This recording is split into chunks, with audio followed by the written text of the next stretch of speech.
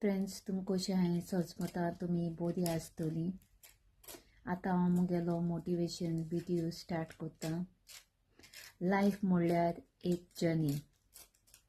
तितून आमकां जायते कॅरेक्टर्स आसताय जिवितान. तितूंक आमकां ट्राय करूंक जाय स्ट्रॉंग रावपाक.